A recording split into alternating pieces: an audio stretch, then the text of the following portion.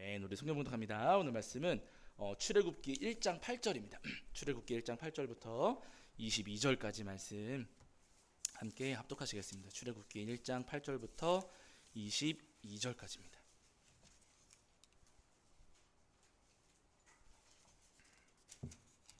네, 출애굽기 1장 8절부터 22절까지 말씀. 제가 가진 성경으로는 구약 성경 82페이지 정도 있습니다. 출애굽기 1장 8절부터 22절까지 말씀 우리 한 목소리로 함께 합독하겠습니다. 함께 합니다. 요셉을 알지 못하는 새 왕이 일어나 애굽을 다스리더니 그가 그 백성에게 이르되 이 백성 이스라엘 조선이 우리보다 많고 강하도다. 자, 우리가 그들에게 대하여 지혜롭게 하자. 두렵건대 그들이 더 많게 되면 전쟁이 일어날 때에 우리 대적과 합하여 우리와 싸우고 이 땅에서 나갈까 하노라 하고 감독들을 그들 위에 세우고 그들에게 무거운 짐을 주어 괴롭게 하여 그들에게 바로를 위하여 국고성 비돔과 라암셋을 건축하게 아니라 그러나 학대를 받을수록 더욱 번성하여 퍼져나가니 애굽 사람이 이스라엘 자손으로 말미암아 근심하여 이스라엘 자손에게 이를 엄하게 시켜 어려운 노동으로 그들의 생활을 괴롭게 하니 곧 흙 이기기와 벽돌 굽기와 농사의 여러 가지 일이라. 그 시키는 일이 모두 엄하였더라. 애굽 왕이 히브리 산파 십부라라 하는 사람과 부하라 하는 사람에게 말하여 이르되 너희는 히브리 여인을 위하여 해산을 도울 때에 그 자리를 살펴서 아들이거든 그를 죽이고 딸이거든 살려두라. 그러나 산파들이 하나님을 두려워하여 애굽 왕의 명령을 어기고 남자 아기들을 살린지라. 애굽 왕이 산파를 불러 그들에게 이르되 너희가 어찌하여 이같이 남자 아기들을 살렸느냐. 산파가 바로에게 대답하되 히브리 여인은 애굽 여인과 같지 아니하고 건장하여 산파가 그들에게 이르기 전에 해산하였더이다 하매 하나님이 그 산파들에게 은혜를 베푸시니 그 백성은 번성하고 매우 강해지니라. 그 산파들은 하나님을 경외하였으므로 하나님이 그들의 집안을 흥왕하게 하신지라. 그러므로 바로가 그의 모든 백성에게 명령하여 이르되 아들이 태어나거든 너희는 그를 나일강에 던지고 딸이거든 살려두라 하였더라. 아멘. 우리 자리에 앉으시겠습니다. 여러분 한 주간 평안하셨지요? 네, 오늘도 우리 하나님께 소망을 두시고 우리 하나님을 경외하는 마음으로 주님 앞에 나와 예배하시는 저와 여러분이 우리 주님께서 주시는 은혜와 사랑이 가득하기를 간절히 소원합니다. 자, 지난주에 저희가 출애굽기 1장 1절부터 7절까지 말씀을 통해서 우리에게 주시는 은혜를 함께 나눴는데요. 애굽에 내려가 살게 된 야곱의 자손들, 야곱의 가족들은요, 본래는 처음에는 70명밖에 안 됐습니다. 그러나 세월이 흘러가면서 70명밖에 안 됐던 그 가족이 온 애굽을 두려움에 떨게 하고 온 애굽 땅에 강해지고 번성하고 그 온 애굽 땅에 퍼져 살았다. 이렇게 성경에서 말씀하시고 있거든요. 70명밖에 안 됐던 사람들이 어떻게 애굽 온 땅에 퍼져 살게 되는 강한 민족이 되었는가? 다른 것 아니고요. 출애굽기 본문에서 말씀하시기를 그 가족은 야곱의 허리에서 나왔다라고 말씀하고 계세요. 야곱의 허리는 지난주에도 설명드렸지만은요. 허리라고 번역된 히브리어 예렉이 때로는 환도뼈 이렇게도 번역이 되거든요. 야곱의 부러진 환도뼈에서 나온 그 가족들이 온 애굽 땅에 퍼져 사는 강성한 민족이 되었다. 강대한 민족이 되었다라고 말씀하고 있는 거예요. 이스라엘 백성들이 왜 그렇게 크고 강해졌는가? 다른 것 아니고요. 야곱의 부러진 환도뼈가 그 뿌리라고 지금 성경에서 말씀하고 계시는 거예요. 여러분, 성경에서 예수님께서 분명히 말씀하셨습니다. 한 알의 밀알이 땅에 떨어져 죽지 않으면 한 알 그대로 있고 죽으면 많은 열매를 맺느니라 우리에게 말씀하셨거든요. 여러분, 우리가 죽으면 열매가 열립니다. 죽지 않으면 아무런 열매가 열리지 않지만은요. 내가 죽고 내 혈기가 부러지고 내 자아를 예수님의 십자가에 못 박으면은요. 주님께서는 분명히 우리의 삶 가운데 많은 열매를 맺게 하신다 우리에게 약속하십니다. 바라기는 여러분, 우리 삶 가운데 놀라운 열매를 허락하실 주님의 은혜를 소망하시면서 우리의 자아와 혈기를 예수님의 십자가에 못 박으시는 저와 여러분이 되기를 주의 이름으로 간절히 축원합니다. 자, 이제 오늘은 그 뒤에 이어지는 출애굽기 1장 8절부터 22절까지 말씀을 통해서 우리에게 주시는 은혜를 나누려고 하는데요. 오늘 말씀은 읽어보셔서 아시겠지만은 요셉을 알지 못하는 새 왕이 일어나 애굽을 다스리더니 라는 말씀으로 오늘 본문이 시작하고 있습니다. 요셉이 애굽의 총리가 되었다는 사실은 알고 계시잖아요. 창세기 말씀에서 요셉이 애굽의 총리 자리까지 올라갔습니다. 근데 그 당시에 요셉이 애굽의 그 총리가 되었을 때 그 당시 애굽의 왕이 누구였을까요? 우리는 바로 이렇게 부르지만 사실 여러분 바로는요 이름이 아니라 호칭이에요. 왕을 부르는, 우리는 왕, 임금 부르지만은 그 애굽 사람들은요 왕을 바로라고 불렀어요. 바로는 이름이 아니에요. 이름이 아니라 그냥 애굽의 왕을 부르는 호칭일 뿐입니다. 근데 바로라고는 불려지지만 이름이 나와요, 안 나와요? 이름이 나오질 않아요. 그래서 학자들이 그 요셉이 애굽의 총리 되었을 때 그 당시 애굽의 왕, 그 바로가, 바로의 이름이 무엇이었겠느냐, 학자들이 많이 연구를 해가지고 추정을 하거든요. 물론 정확하게 알 수는 없습니다. 근데 그 가운데 좀 지지를 받는 견해 한 가지가 뭐냐면요, 이름은 알지를 못하, 정확하게 알 수는 없겠지만 한 가지 분명한 것은 그 당시 요셉이 애굽의 총리가 되었을 때 그때 당시 애굽의 그 왕권을 장악했던 사람들은 힉소스 계열일 것이다 라고들 해요. 기억하실 필요가 있을까요, 없을까요? 이건 모르셔도 상관없어요. 저만 알고 있으면 돼요. 힉소스 계열일 것이다. 근데 여러분 이 사람들은 어떤 사람들이냐면요, 애굽의 정통 왕조가 아니라 이민족입니다. 다른 땅에 살다가 애굽에 건너와 살던 사람들이 힘을 얻어가지고 이 사람들이 애굽의 왕의 자리까지 올라가게 된 사람들, 그 사람들이 힉소스 계열이거든요. 이방 사람들이 와가지고 애굽의 왕이 되었던 거예요. 그러니까 여러분 요셉은 애굽 사람이 아니었는데 총리까지 올라갔잖아요. 여러분 이게 말이 돼요, 안 돼요? 말이 안 돼요. 여러분 우리나라만 생각해 보세요. 일본 사람이 우리의 총리가 된다? 중국 사람이 총리가 된다? 이해가 돼서야 안 돼? 용납할 수 없는 거잖아요. 근데 여러분 요셉이 애굽의 총리가 될 수 있었던 것은, 다른 나라 사람이었음에도 불구하고 애굽의 총리가 될 수 있었던 것은 그 당시 애굽의 왕조가 이방 사람들이었기 때문에, 이민족 사람들이었기 때문에 요셉을 애굽의 총리에 앉힐 수 있었을 것이다 라고들 많이들 이야기를 하십니다. 그래서 아마 힉소스 계열 그 사람들이 애굽의 왕조를 장악했기 때문에 그래서 요셉이 총리가 됐을 것이다 이렇게 보거든요. 중요한 것은 뭐냐면요, 세월이 흘렀어요. 그래가지고 오늘 8절에서 말씀하시기를 요셉을 알지 못하는 새 왕이 일어나서 애굽을 다스렸다라고 말씀을 하십니다. 그러면 여러분 지금 여기 8절에서 말씀하시는 요셉을 알지 못하는 새 왕은 누굴까요? 누군지는 정확히 아직도 잘 알지는 못합니다. 그러나 한 가지 분명한 것은 뭐냐면요, 힉소스 계열의 사람들이 애굽의 왕조를 장악했다가 힘을 잃어버리고 다시 애굽의 정통 왕조가 힘을 얻어서 애굽의 왕권을 다시 되찾게 된 거예요. 그래가지고 힉소스 계열 사람들은 쫓겨나게 되었고 정통 왕조가 들어서게 되었습니다. 정통 왕조가 들어섰을 때 학자들이 이야기하기를 아마도 이때 당시에 지금 출애굽기 1장 말씀이 이렇게 1장 말씀의 배경이 되는 애굽의 왕은, 그 당시의 왕은 바로는 아마도 아모세 1세였을 것이다라고들 이야기를 해요. 몇몇 거론되는 사람들이 그 왕이 있지만은 아모세 1세라는 사람이 이때 당시에 애굽의 왕이었을 것이다, 많은 분들이 이야기를 하십니다. 중요한 것은 정통 왕조의 사람이었기 때문에 이방 민족 애굽의 입장에서 이민족 출신이었던 요셉을 달가워했을까요? 못마땅했을까요? 못마땅하죠. 마음에 안 들고 싫었습니다. 물론 과거의 인물, 요셉이 과거의 인물이긴 하지만은요, 그 요셉, 그 이민족 사람이 우리나라의 총리가 된 적이 있었어? 라는 것에 대해서 굉장히 불편하게 여겼고, 더 중요한 것은요, 그 야곱의 후손들이 애굽 땅에 정착해 살아가면서 이 사람들이 점점점 번져가고 생육하고 번성하고 강해져가지고 애굽 온 땅에 퍼져가지고 살아가고 있는 겁니다. 여러분 우리도 그렇잖아요. 외국 사람들이 우리 구석구석에 살고 있을 때 마음 편안하십니까? 조금 불안하십니까? 살짝 솔직히 좀 불안한 마음, 그분들이 우리를 해코지하진 않지만은요, 불안한 마음이 있어요. 여기 여러분, 저는 여기 가자원 플러스 자주 가거든요. 가자원 플러스 가면은 한 30%는 외국 분들이세요. 이렇게 이렇게 살려고 가다 보면은요, 30% 정도, 20-30% 정도는 외국 분들이세요. 편안할까요? 제가 조금 긴장할까요? 괜히 긴장합니다. 외국 분들이 옆으로 이렇게 지나다니면 괜히 무섭고 괜히 그런 게 있어요. 그분들 아무런 해코지도 안 하시는데 괜히 그런 불편함이 있어요. 이스라엘 백성들이 애굽 땅에 퍼져 살아가니까 애굽 사람들도 애굽의 왕도 굉장히 마음이 불편했던 거예요. 그래가지고 여러분 어떻게 하는가? 자, 1장 10절과 11절입니다. 10절과 11절. 1장 10절과 11절입니다. 읽겠습니다. 함께합니다. 시작. 자, 우리가 그들에게 대하여 지혜롭게 하자. 두렵건대 그들이 더 많게 되면 전쟁이 일어날 때 우리 대적과 합하여 우리와 싸우고 이 땅에서 나갈까 하노라 하고, 감독들을 그들 위에 세우고 그들에게 무거운 짐을 지워 괴롭게 하여 그들에게 바로를 위하여 국고성 비돔과 라암셋을 건축하게 아니라 아멘 이렇게 말씀하십니다. 여기 10절을 보시면은요 애굽의 왕 애굽의 바로가 이야기하는 거예요. 그들에 대하여 어떻게 하자고요?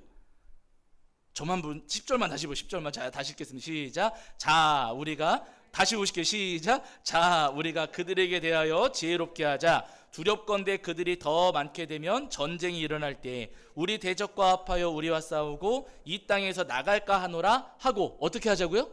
지혜롭게 하자. 그 바로 애굽의 왕 바로가 이야기하기를 우리가 이스라엘 백성들을 지혜롭게 대하자. 그들을 지혜롭게 다스리자라고 이야기를 합니다. 그러면서 지혜롭게 다스리는 방법을 이야기했는데 그 아래 여러분 보시면은 11절 그 아래에 이어지는 말씀들을 쭉 보시면은요 11절 보시면은 그들에게 무거운 짐을 지워서 어떻게 해요?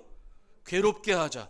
그리고 그들에게 바로를 위하여 국고성 비돔과 라암셋 건축하게 건물 짓게 만들자. 그리고 그 아래 가면은요 힘든 일들을 막 시킵니다. 그리고 보세요 14절도 보세요. 14절 자 14절도 보실게요. 시작. 어려운 노동으로 그들의 생활을 괴롭게 하니 곧 흙 이기기와 벽돌 굽기와 농사의 여러 가지 일이라 그 시키는 일이 모두 엄하였더라 이렇게 말씀하십니다. 지금 말씀하고 있어요. 강제 노역을 시키면서 강제 노역을 시키도 이스라엘 백성들이 약해지지 않으니까 힘이 빠지지 않으니까 아예 벽돌까지 만들게 시키자 하는 거예요. 여러분 벽돌 만드는 게 쉬울까요? 어려울까요? 지금은 뭐 기계로 탁탁탁 찍어내고 뭐 시멘트 반죽도 기계가 하고 하니까 쉬워 보이죠. 근데 여러분 이거 진짜 어려운 일입니다. 예능 프로 같은 거 우리 성도님들 안 보시면 저는 가끔 보거든요. 예능 프로에 연예인들이 가끔 그 옛날 방식으로 벽돌 만드는 장면들이 나와요. 쓰러져 죽으려고 해요. 그게 여러분 얼마나 힘든지. 흙을 날라와야 되고 날라온 흙을 또 골라야 되고 거기다 물 길어와서 반죽을 해야 되고 반죽한 거 찍어야 되고 이거 물 먹은 이 진흙이 얼마나 무겁습니까? 이걸 또 들어다가 말려야 되고 여러분 이 과정이 굉장히 힘든 과정이거든요. 벽돌을 만들게 시키고 그 다음에 그 벽돌로 건물을 짓게 만들고 건물을 지은 다음에 쉬어야 되는데 충분히 쉼을 얻어야 되는데 쉬지 못하게 하고 그 아래 가면은요 농사일까지 14절 보시면은 농사일까지 시키거든요. 농사일 벽돌 만들지 건물 짓지 농사일 하지. 우리 성도님들께 매일같이 이런 일을 시키시면은 그럼요 죽어요. 여러분 사람 죽습니다. 그런데 여러분 놀라운 것은 뭐냐면은요 바로는 이 일들을 진행하면서 뭐라고 이야기했다고요? 그들에 대하여 어떻게 하자? 지혜롭게 하자. 웃기시죠? 저도 본문을 읽어가면서 웃겼습니다. 지혜롭게 다스리자라고 했으면서 이 지금 한 방식을 가만히 보면은요 이스라엘 백성들을 힘들게 하고 괴롭게 하고 고통스럽게 하는 일들을 시켰다는 거예요. 여러분 이건 지혜입니까? 아니면 음모입니까? 음모입니다. 스스로는 지혜라고 이야기했을지 모르겠지만은 여러분 그 지혜라고 한 말은 했을지 모르겠지만은 그 방식이 또 결과가 다른 사람들을 괴롭게 하고 힘들게 하고 고통스럽게 만들었다면 그것은 지혜가 아니라 음모입니다. 이건 하나님께서 주신 걸까요? 사단이 준 걸까요? 이거는 사단이 주는 거예요.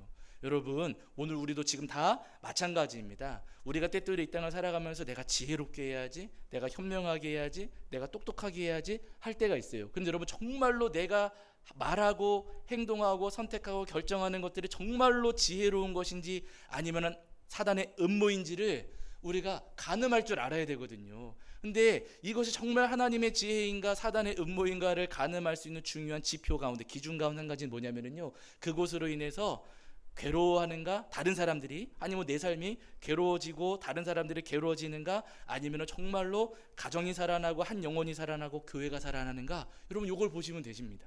정말로 지혜롭게 했다면은요 한 영혼이 살아나고 가정이 지켜지고 교회는 회복이 됩니다. 그러나 그것이 지혜가 아니라 음모였다면 사단의 음모였다면은요 영혼은 쓰러지게 되고 가정은 더 힘들어지고 교회도 무너지게 되는 거예요. 여러분 솔로몬을 기억하시잖아요. 두 여인이 한 아이를 안고 와가지고 자기가 서로 다 자기 아기라고 막 우겼어요. 그러니까 솔로몬이 뭐라고 해요? 이 아이를 반으로 갈라라 라고 명령을 내립니다. 그러니까 한 여인은 차라리 잘 됐습니다. 반으로 똑 갈라가지고 반반씩 나눠갔지요. 한 여인은 그렇게 이야기하고 다른 여인은요 안 됩니다. 그냥 차라리 이 아이를 저 여인에게 주십시오 라고 이야기를 하죠. 그때 솔로몬이 뭐라고 합니까? 이 아이의 진짜 엄마는 저 여인이다. 반으로 가르지 말고 차라리 건네주라고 하는 저 여인이 진짜 엄마다라고 하면서 이 아이의 생명도 살리고 이 가정도 솔로몬이 지켜주지 않습니까? 누가 주신 지혜예요? 하나님께서 주신 지혜예요. 하나님께서 주신 지혜는요, 여러분 생명을 살리고 가정을 지키고 교회를 든든히 서게 합니다. 바라기는 여러분, 때때로 우리의 마음 가운데에도 여러 가지 생각들이 찾아올 때가 있어요. 하루 아침에 눈 뜨는 순간부터 주무시는 그 잠잘 때도 그러지만은요, 여러분 온갖 생각들이 우리 머릿속에 우리 마음속에 막 찾아옵니다. 여러분 그 가운데에는요 사단이 던져놓는 악한 생각들도 분명히 있어요. 우리가 그 악한 생각을 따라가면은요 우리 삶도 어려워지고 우리 주변 사람도 어려워지고 가정도 교회도 힘들고 어려워질 수밖에 없습니다. 바라기는 여러분, 우리에게 주시는 하나님의 지혜를 따르셔가지고 우리 성도님들은요 영혼을 살리고 가정을 지키고 교회를 든든히 세워가시는 저와 여러분이 되기를 주의 이름으로 간절히 축원합니다. 자, 중요한 것은 뭐냐면은 오늘 본문에 여러분 그렇게 바로가 사단의 음모를 따라가지고 이스라엘 백성들을 억압하고 괴롭혔습니다. 이스라엘 백성들이 그 아래 짐에 그 삶의 짐에 짓눌려가지고 하루하루를 정말 고되고 힘들게 살아왔어요. 날마다 여러분 이 엄청난 노역에 시달리면서 산 겁니다. 그럼 여러분 날마다 이렇게 어마어마한 삶의 짐에 그 짓눌려 살아가면은 사람이 어떻게 돼요? 너무 힘들고 괴로워지니까 신경은 날카로워지고 예민해지고 거칠어지고 마음은 강팍해집니다. 마음의 여유가 찾아오질 않아요. 그리고 조금만 옆에서 뭐 소리 내거나 아니면 조금만 옆에서 실수하거나 아니면 뭔가 건물을 이렇게 힘들게 지었는데 조금 문제가 생기고 그러면은요 싸움이 일어나고 원망도 하게 되고 불평도 늘어나고 여러분 막 그러거든요. 삶이 어렵고 우리 삶에 무거운 짐이 지워지면은요 우리가 그렇게 강팍해지고 원망과 불평이 늘어나게 돼요. 우리가 코로나 여러분 지금 코로나 이제는 거의 뭐 끝난 거나 마찬가지지만 한참 코로나 기승 부릴 때 막 뭐 4명 식당에 가서도 4명만 모여 있어라고 그러고 마스크 안 쓰면 어디 가지도 말라 그러고 막 그러면서 우리 삶에 무거운 짐이 지워진 적이 있었죠. 그때 감사하셨습니까? 원망하고 불평하셨습니까? 저도 원망하고 왜 이런 거 시켰냐고. 아니 테이블 나눠서 앉겠다는데 왜 이거 뭐 같이 먹지도 못하게 하느냐.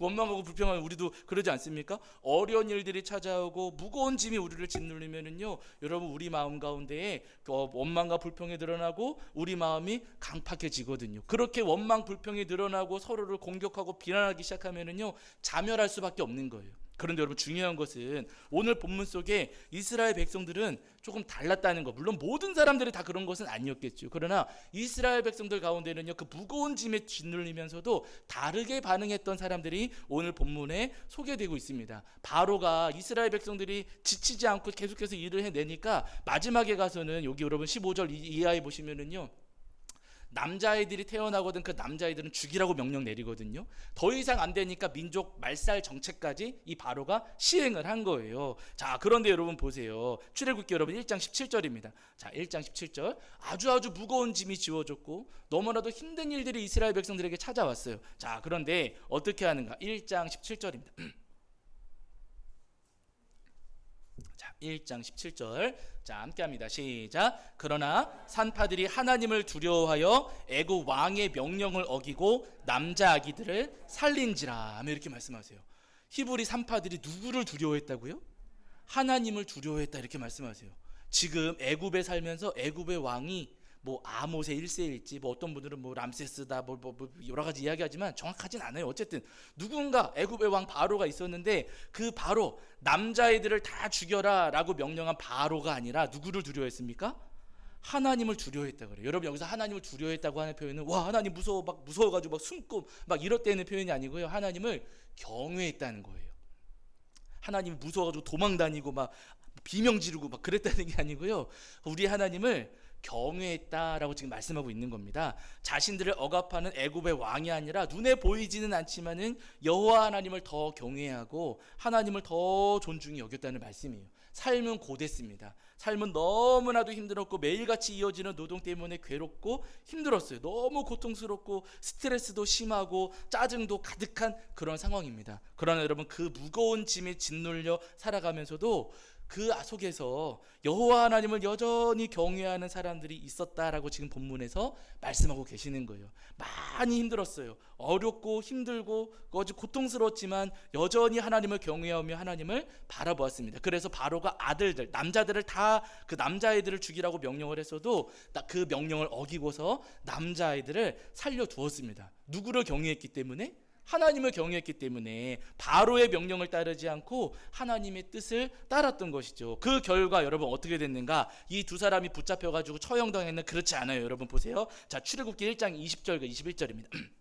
하나님을 경외했던 사람들, 무거운 짐에 짓눌렸을지라도 하나님을 경외했던 사람들에게 어떻게 하시는가? 1장 20절과 21절입니다. 읽겠습니다. 시작. 하나님이 그 산파들에게 은혜를 베푸시니 그 백성은 번성하고 매우 강해지니라. 그 산파들은 하나님을 경외하였으므로 하나님이 그들의 집안을 흥왕하게 하신지라. 아멘. 이렇게 말씀하세요.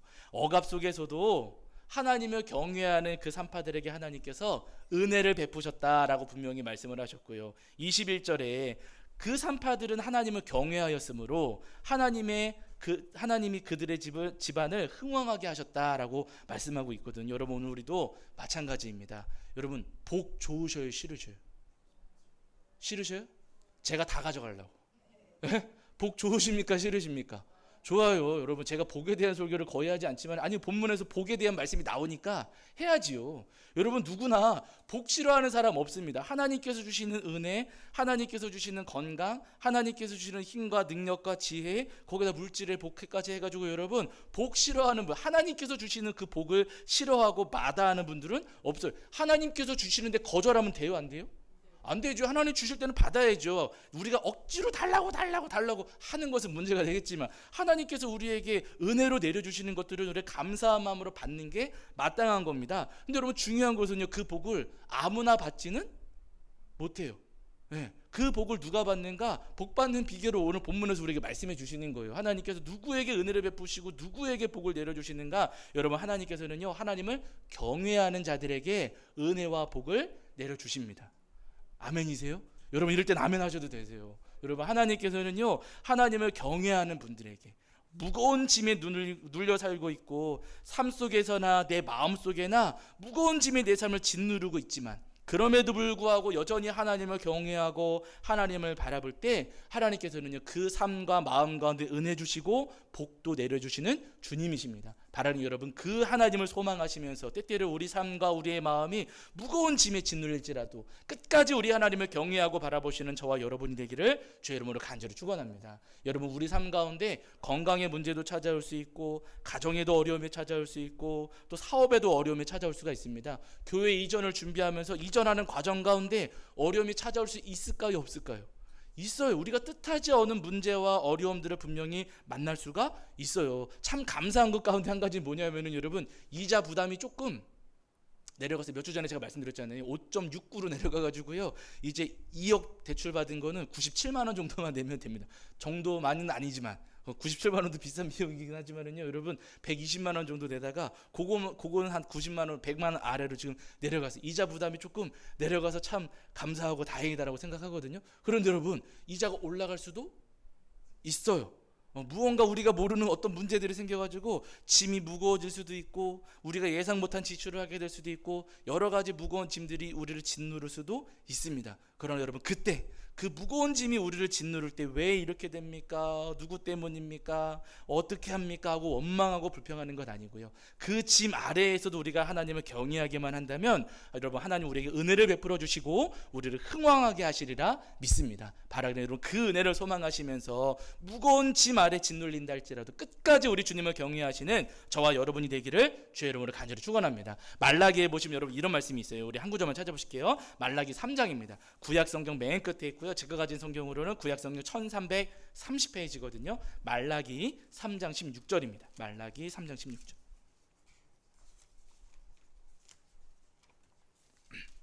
말라기 3장 16절입니다. 말라기 3장 16절.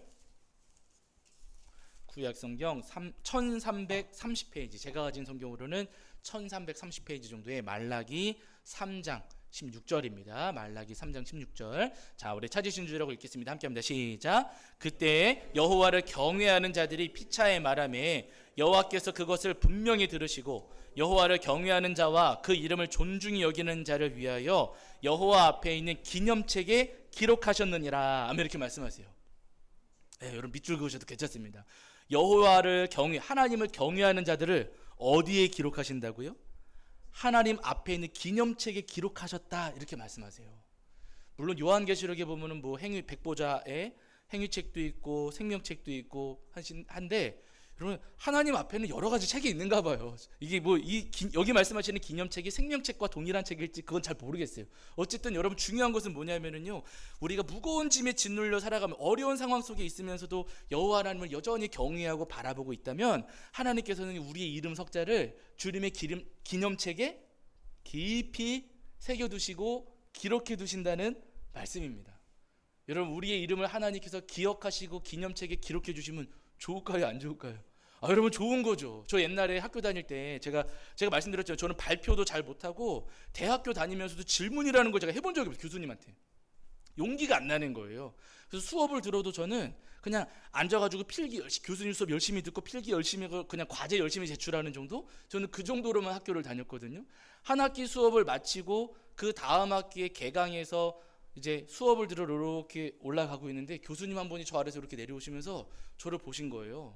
근데 그 교수님이 준도야 방학 잘 보냈니? 라고 저한테 먼저 인사해 주시는 거예요. 그럼 제가 좋았을까요, 안 좋았을까요? 너무 좋았어요. 나는 발표한 적도 없고 뭐 아주 교수님을 뜨끔하게 할 정도로 아주 훌륭한 질문을 한 적도 없는데 제 이름을 기억해 주시니까 그게 너무 좋은 겁니다. 그래서 제가 그분의 제자가 됐어요. 여러분 제 이름을 기억해 주시는 분이요, 제가 그분의 제자가 됐습니다. 여러분 왕대일 교수님이시라고 제가 그분의 제자가 됐어요. 여러분 교수님이 제 이름만 기억해 주셔도 기분이가 좋습니다. 근데 여러분 다른 분이 아니라 우리 하나님께서 우리의 이름을 기억해 주신다 그러세요. 무거운 짐에 짓눌렸을 때 우리가 하나님을 경외하고 있다면 절대 잊지 않으신다고 주님 말씀하십니다. 그래서 여러분 오늘 우리가 읽었던 출애굽기 본문을 가만히 보세요. 제가 앞서 말씀드렸잖아요. 바로는 이름이 아니라 왕을 부르는 호칭이라 그랬습니다. 바로의 이름이 나와요, 안 나와요? 안 나와요. 그러니까 우리가 헷갈리는 거예요. 누구냐고 자꾸 찾잖아요. 학자들도 계속 찾는 거 아니겠습니까? 아무리 찾아도 그 사람이 누군지를 우리는 몰라요. 그런데 여러분 이름이 기록된 사람들이 있어요. 누가 기록됐습니까? 십부라와 부하는 기록이 되어 있어요. 왕 이름은 하나님께서 기록조차 하지 않으셨습니다. 그러나 여러분 십부라와 부하, 하나님을 경외했던 그 3파, 왕과 3파를 비교해 본다면 사회적 지위는 왕이 비교할 수 없을 정도로 높겠지요. 왕의 입장에서 보면 히브리 3파 두 사람, 여러분 별 볼 일 없는 사람들이었지 않겠습니까? 그 시대에. 그러나 여러분 하나님께서는요, 왕이 아니라 그 애굽의 왕이 아니라 하나님을 경외했던 십부라와 부하를 기억하시고 그들의 이름만큼은요, 여러분 이 출애굽기에다가 명확하게 정리를 해 주셨어요.